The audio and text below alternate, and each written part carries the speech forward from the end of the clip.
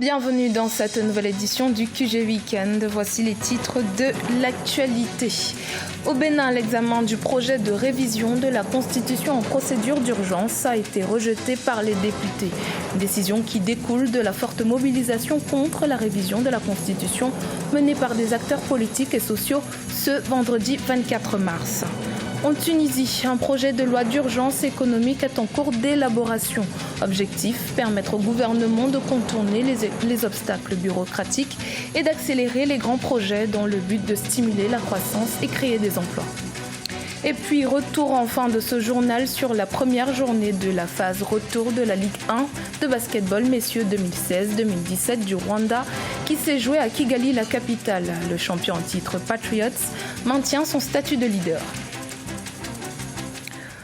Mais tout d'abord, au Cameroun, le 8e congrès du SDF, Social Democratic Front, se tiendra ce 28 avril 2017. Un congrès à multiples enjeux pour le principal parti de l'opposition camerounaise.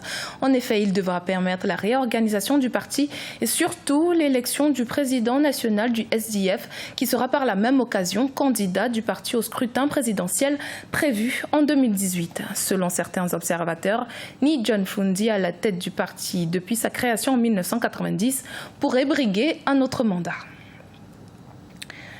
L'examen du projet de révision de la Constitution béninoise en procédure d'urgence a été rejeté en bloc par l'Assemblée nationale ce 24 mars. Un premier revers pour le président Patrice Talon qui prévoit notamment un mandat présidentiel unique dans sa nouvelle Constitution. Les détails dans ce reportage de notre correspondant Lefti Ounou, commentaire Siamlo Victoria Seji. Au Bénin, les députés ont rejeté l'examen en procédure d'urgence de la révision de la Constitution telle que proposée par le président de la République et son gouvernement. C'était au cours de la session extraordinaire du Parlement ouverte ce vendredi 24 mars 2017. Les 63 députés présents à cette session ont unanimement renvoyé le dossier portant révision de la loi fondamentale à la commission des lois qui devra l'examiner et le soumettre à la plénière conformément à la procédure législative. Tous les députés présents et même représentés au niveau de l'Assemblée nationale ont dit non pour la procédure d'urgence. La suite sera que le dossier, le projet serait étudié dans son fond et sa forme, et s'il était possible que cela soit adopté parce que et le gouvernement et les députés se seront entendus sur le contenu du texte qui aurait été retenu, il y aura vote. Une vingtaine de partis politiques et d'organisations syndicales réunis au sein du Front pour le sursaut patriotique ont assiégé du 23 au 24 mars 2017 l'esplanade extérieure du Palais des gouverneurs. Ils ont désapprouvé l'adoption par le Parlement du projet de loi portant modification de la Constitution du 11 février 1990. Considérant enfin les nombreux appels passés et actuels à la réunion des États généraux du peuple en vue de reconstruire les bases d'une nouvelle gouvernance de démocratie, de patriotisme et de probité pour notre pays, les participants rejettent le projet de loi constitutionnelle portant révision de la Constitution du 11 décembre 1990. Les parlementaires ont 2 semaines pour l'examen du projet de loi constitutionnelle. La commission des lois devra produire un premier rapport sur la prise en considération du projet et un second sur le fond. Le Front pour le sursaut patriotique entend maintenir la pression pour le rejet total de la révision de la loi fondamentale. Il projette une marche de protestation le mercredi 29 mars 2017 à Cotonou. En Tunisie, un projet de loi d'urgence économique est en train d'être mis en place pour permettre au gouvernement d'accélérer les grands projets. Il devrait également permettre de contourner les procédures bureaucratiques souvent jugées pesantes. Le but étant de stimuler la croissance et de créer de l'emploi. Mélina Bokassa. En Tunisie, une loi d'urgence économique sera soumise au Parlement. Cette législation a été décidée sous la pression croissante des bailleurs de fonds internationaux. Ils exigent la réforme du secteur public et la réduction de sa masse salariale. Les retards administratifs et la bureaucratie sont en effet les plus grands obstacles auxquels se heurtent les investisseurs locaux et étrangers dans le pays. Dans 2 ou 3 semaines, l'Assemblée des représentants du peuple entamera un débat sur un nouveau projet de loi d'urgence économique visant à réduire les obstacles entravant les grands projets.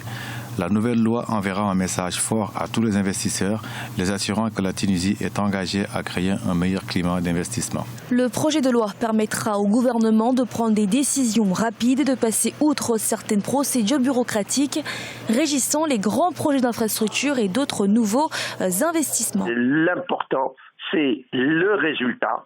Quelle est la vision des gouvernements? Quel est le plan d'attaque économique? Et quelle est la mesure de l'efficacité que vous proposez pour qu'on sache si vous avez réussi ou non? Voilà ce qu'on demande.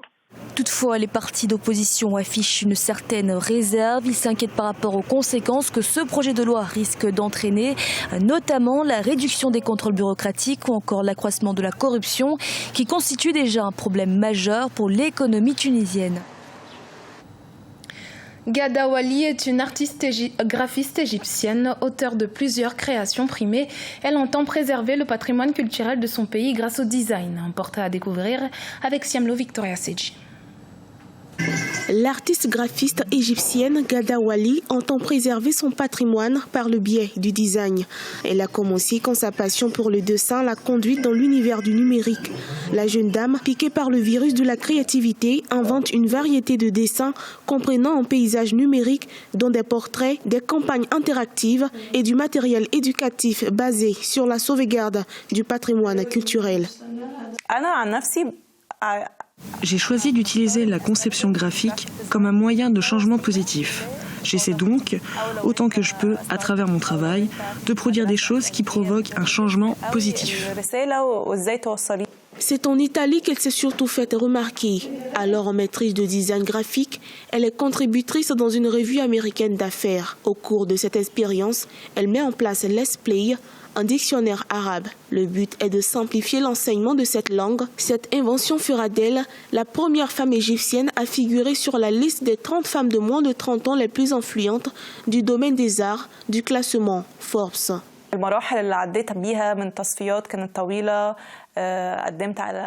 Pour moi, c'est un honneur et je crois que c'est la première fois qu'un Égyptien figure sur cette liste. Le travail que j'ai présenté était lié à ma culture, à l'arabe, donc à l'identité égyptienne. Je suis très heureuse que le travail qui m'a été confié soit lié à mon identité parce qu'il s'agit pour moi de la sauvegarder et de la protéger.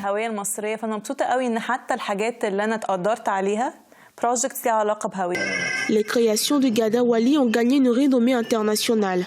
En 2016, elle remporte le prix STA 100 de la Society of Typographic Art, un concours de design basé à Chicago qui recherche les 100 meilleurs projets de design typographique du monde. La première journée de la phase retour de la Ligue 1 de basketball messieurs 2016-2017 du Rwanda s'est jouée du 25 au 26 mars. 3 des 4 rencontres au programme se sont déroulées à Kigali. Patriots, premier de la phase aller, était face à 30 plus BBC. Une rencontre remportée facilement par les champions en titre. Les détails dans ce reportage de notre correspondant Olive Adjakotan.